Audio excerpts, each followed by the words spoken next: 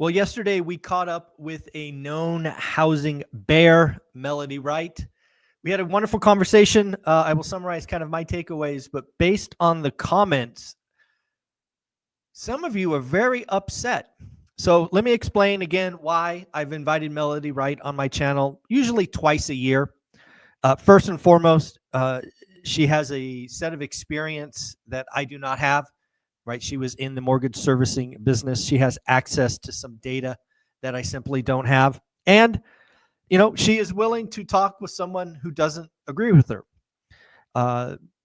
Also, we have been talking for so long now, we have her forecasts on record, and we can make our own judgments from there. I want to be clear. I like hearing from the other side. I like potentially exposing my blind spots.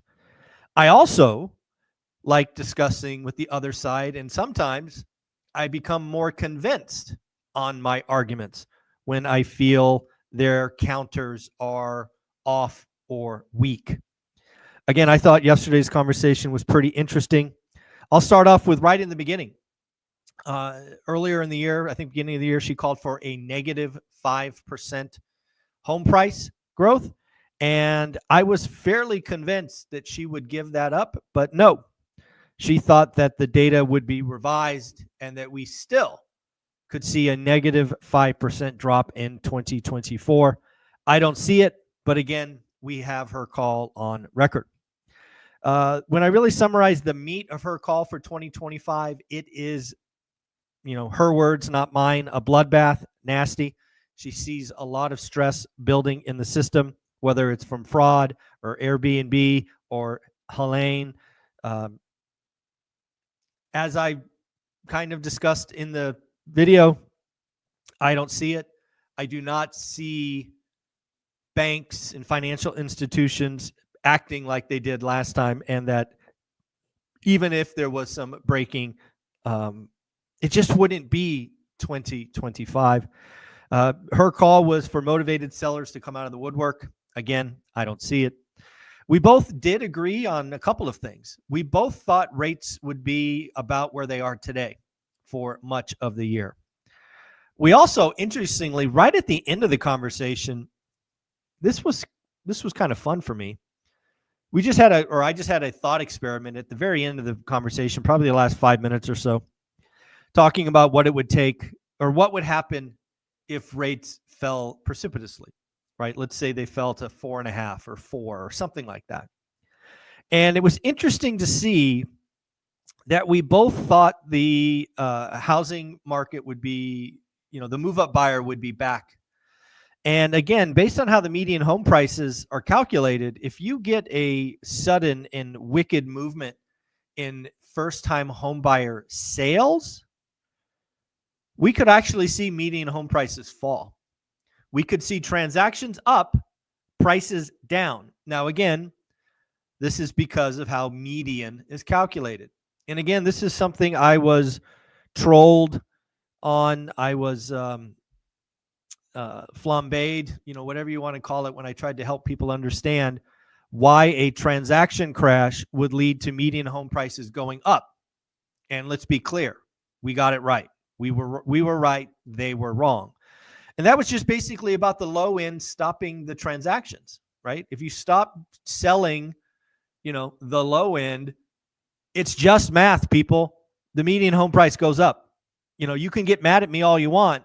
It doesn't make you right. It just makes you an idiot, right? Because math is math. So that was interesting. And then the last thing Melody highlighted in that discussion is the damage of Helene, right? It is right in her backyard. I think she's on the east coast of Tennessee, right on the North Carolina border.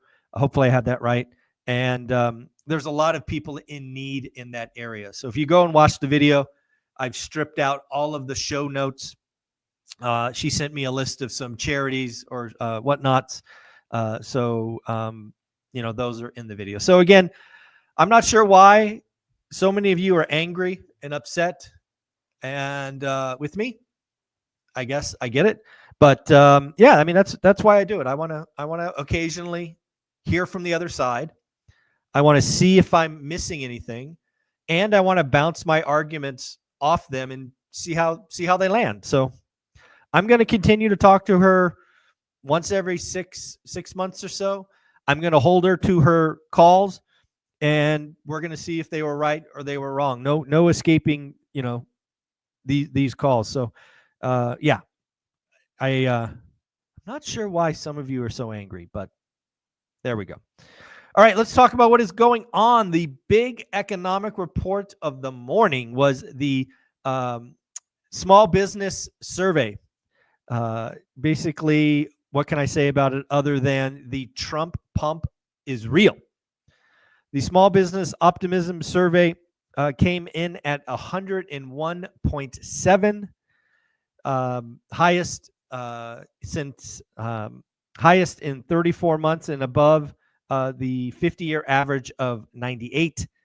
Again, the small business optimism survey was a huge move, 8 points inside of a month across all sectors.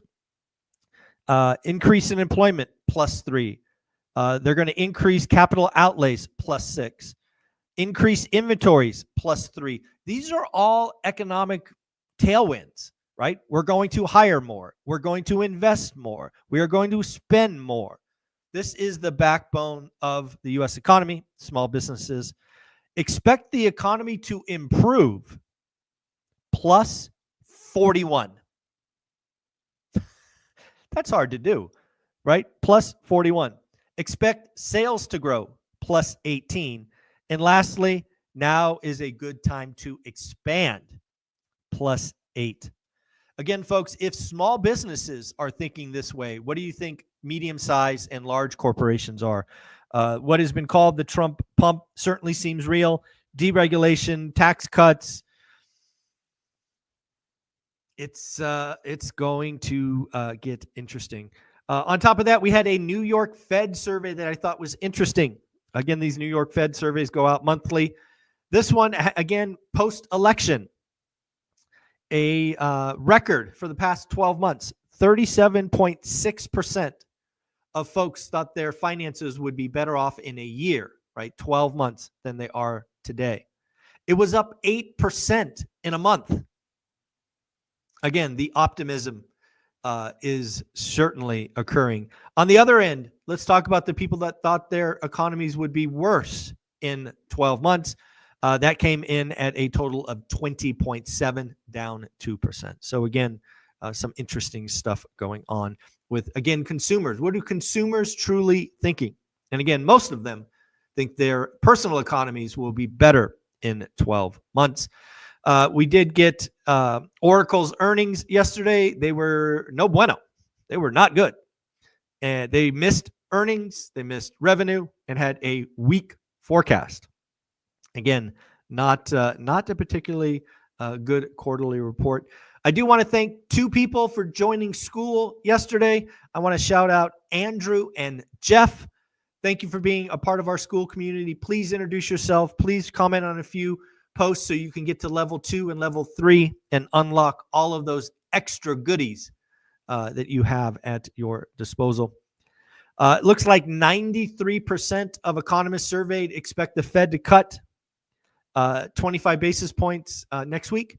56% of them think we're going sub 4 next year. And these are all on Fed rate cuts and the like. Yardeni Research out with a pretty interesting piece, and actually one I agree with completely. And I think I've said all of these words on this channel. What do they think the Fed's going to do?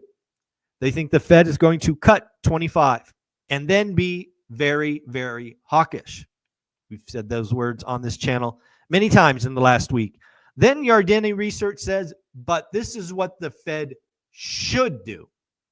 Again, I love it. I love this just honest assessment. This is what I think they're going to do. This is what I think they should do. Yardeni Research says the Fed should simply pause and wait and see how the economy reacts to the 75 basis points in cuts already delivered, right? Remember, lagging impacts we've talked about. And we have a new administration starting up in about 6 weeks.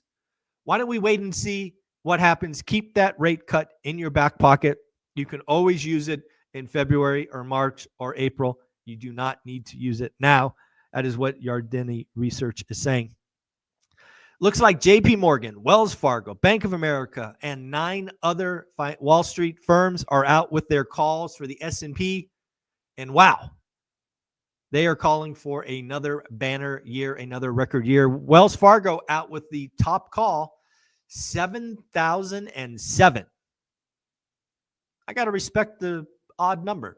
It's not 7,000. It's 7,007. That's what Wells Fargo sees for a high of S&P in S&P in 2025. Goldman and JP Morgan, not quite as rosy. Also, frankly, kind of lazy. They just both of them picked 6,500. Folks, I don't know. I know, the chances of it being 6,500, that's just lazy. I don't like lazy numbers. Why don't you be like Wells Fargo and slap an odd number instead of, 2 zeros? Come on, Goldman and JP Morgan. You're better than that. At least you should be better than that. All right, folks, don't forget to buy your tickets to our Vegas event. You're going to get a big treat today at 10 a.m. The one and only Lisa Song Sutton is going to be on talking about what her talk track is going to be. She's going to talk about how she went from being a corporate lawyer and getting all of that education and taking a right turn to be an entrepreneur, initially starting with alcohol-infused cupcakes. Yes, I said it. It is Vegas after all. Alcohol-infused cupcakes. She then went on to start Ship Las Vegas. So again, you'll have the opportunity to interview her and interact with her at the event. You're going to get a taste of just how wonderful she is at 10 a.m. today. So buy your tickets. Lots of great speakers coming. You've got to get the tickets. It will sell out, and I don't want you to miss it. Take care. Have a wonderful day. I'm sorry if I upset you by interviewing Melody. Not my intention, but hopefully you understand why I do it. Take care. Later.